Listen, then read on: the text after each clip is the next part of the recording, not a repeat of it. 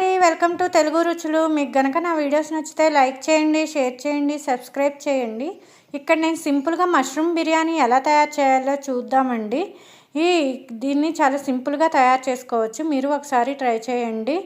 నేను ఇక్కడ 2 కప్స్ బియ్యం తీసుకున్నానండి. అవి కూడా నార్మల్ రైస్ తీసుకున్నాను. నార్మల్ రైస్ తీసుకొని వాటిని శుభ్రంగా కడుక్కొని వాటర్లో దీన్ని నేను ఒక అరగంట సేపు వాటర్లో ఈ బియ్యం మొత్తాన్ని కూడా నానబెట్టుకున్నాను. ఆ తర్వాత నేను ఇక్కడ 200 గ్రామ్స్ మష్రూమ్ ప్యాకెట్ తీసుకున్నాను. ఆ మష్రూమ్ ప్యాకెట్ కట్ చేసుకొని ఒక ప్లేట్లో మష్రూమ్స్ అన్నీ వేసుకొని ఈ పై పొట్టుని మనం ఇక్కడ చూపిస్తున్నట్టుగా వలుచుకోవాలండి. చేత్తో వలుచుకొని వీటిని 2 పీసెస్గా చేసుకొని ఒక గిన్నెలో వాటర్ తీసుకొని దాంట్లో కొంచెం ఉప్పు వేసి ఈ మష్రూమ్ని ముక్కలుగా చేసుకొని దీంట్లో వేసుకోవాలండి. మొత్తం ఈ విధంగా ఒలిచి పెట్టుకొని ఆ తర్వాత ఒక గిన్నె తీసుకొని నేను ఇక్కడ 2 స్పూన్స్ నెయ్యి వేసుకున్నాను. అలాగనే 1 స్పూన్ ఆయిల్ కూడా వేసుకోవాలి. మీ దగ్గర నెయ్యి ఉంటే నెయ్యే వేసుకోవచ్చండి. అలాగనే ఒక బిర్యానీ ఆకు, అలాగనే చెక్క, లవంగం, జాపత్రి, అలా మీ దగ్గర ఉన్న మసాలా దినుసులు అన్నిటినీ కూడా వేసుకోవాలి. నేను ఇక్కడ నా దగ్గర ఉన్న మసాలా దినుసులు అన్నీ కూడా వేసుకొని వీటన్నిటిని కూడా దోరగా వేయించుకుంటున్నాను. ఇలా ఇవి దోరగా వేగిన తర్వాత నేను ఇక్కడ పచ్చిమిర్చిని వేసుకున్నాను. ఒక 2 పచ్చిమిర్చిని సన్నగా కట్ చేసుకొని వేసుకోవాలి. పచ్చిమిర్చి కూడా కొంచెం వేగిన తర్వాత ఇక్కడ నేను ఒక పెద్ద ఆనియన్ని కట్ చేసుకొని వేసేసుకున్నాను. వీటన్నిటినీ కూడా బాగా గింటతో కలుపుకోవాలండి. గోల్డెన్ బ్రౌన్ కలర్ వచ్చేంత వరకు ఆనియన్స్ అన్నీ కూడా బాగా వేయించుకోవాలి. ఇలా కొంచెం గోల్డెన్ బ్రౌన్ కలర్ రాగానే మనం కొంచెం 1 స్పూన్ పసుపు కూడా వేసుకోవాలి. అలాగనే కొంచెం సాల్ట్ కూడా వేసుకుంటే ఆనియన్స్ తొందరగా మగ్గుతాయి. అందుకని కొంచెం సాల్ట్ కూడా వేసుకొని వీటన్నిటినీ కూడా కలిసే విధంగా బాగా కలుపుకోవాలి. ఇలా ఆనియన్స్ అన్నీ కూడా బాగా మగ్గిన తర్వాత మనం ఇంట్లో ప్రిపేర్ చేసుకున్నటువంటి అల్లం వెల్లుల్లి పేస్ట్ని 1 స్పూన్ వేసుకుంటే బాగా టేస్ట్గా ఉంటుందండి. ఫ్లేవర్ కూడా చాలా బాగుంటుంది. అందుకని ఇంట్లో ఉన్నటువంటి అల్లం వెల్లుల్లి పేస్ట్ 1 స్పూన్ వేసుకోండి. అలాగనే నేను ఇక్కడ ఒక 3 టమోటాస్ తీసుకొని వాటిని ప్యూరీగా చేసుకున్నానండి. మిక్సీలో వేసుకొని టమోటా ప్యూరీ మొత్తాన్ని కూడా ఈ ఆనియన్స్లోకి వేసేసుకోవాలండి. మొత్తం వేసేసుకొని వీటన్నిటినీ కూడా బాగా కలుపుకోవాలి. మొత్తం మిక్స్ అయ్యేటట్టుగా టమాటా ప్యూరీ, ఆనియన్స్ మొత్తం కూడా మిక్స్ అయ్యేటట్టుగా ఒక గంట తీసుకొని బాగా కలుపుకోవాలి. ఈ టమాటాలన్నీ కూడా బాగా ఉడకాలండి. ఆనియన్స్, టమాటాలు మొత్తం కలిసిన తర్వాత ఇదంతా కూడా బాగా కలిసిపోయి బాగా ఉడకాలండి. దీంట్లో నేను 3 స్పూన్స్ పెరుగు కూడా వేసుకుంటున్నానండి. ఎందుకంటే పెరుగు వేయటం వల్ల కొంచెం గ్రేవీ బాగా వస్తుంది.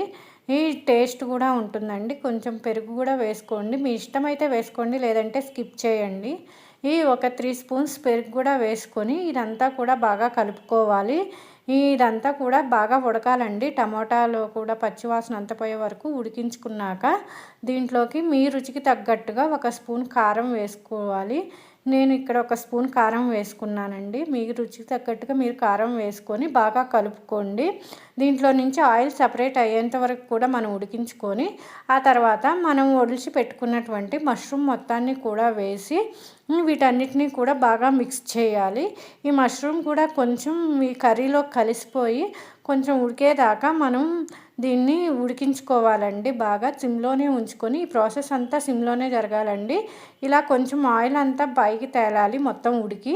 ఇలా పైకి తేలిన తర్వాత ఒకసారి గంట తీసుకొని మొత్తం కర్రీని ఒకసారి కలుపుకోవాలండి. ఇలా కలిపిన తర్వాత మనం ఆల్రెడీ నానబెట్టుకున్నటువంటి బియ్యాన్ని కూడా వాటర్ లేకుండా బియ్యం మొత్తం కూడా ఈ కర్రీలోకి వేసేయాలండి. వాటర్ వేయకుండా కర్రీలోకి బియ్యం ఒక్కటేనండి, బియ్యం మొత్తాన్ని కూడా వేసేయాలి.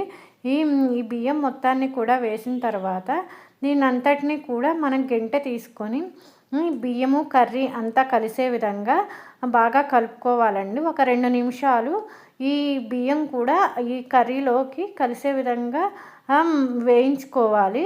బాగా కొంచెం ఆయిల్లో ఈ బియ్యం మొత్తాన్ని కూడా వేయించుకోవాలి. ఇలా వేయించుకున్న తర్వాత ఒక 2 మినిట్సేనండి. 2 మినిట్స్ వేగిన తర్వాత ఇక్కడ నేను 1 కప్పు బియ్యానికి 1 గ్లాస్ వాటర్ తీసుకుంటున్నానండి.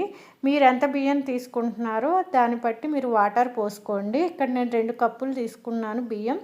2 గ్లాసుల వాటర్ పోసుకుంటున్నానండి. ఇలా వాటర్ పోసుకున్న తర్వాత కొంచెం ఉప్పు వేసుకోండి. ఉప్పు అడ్జస్ట్ అయిందా లేదా ఒకసారి చెక్ చేసుకోండి.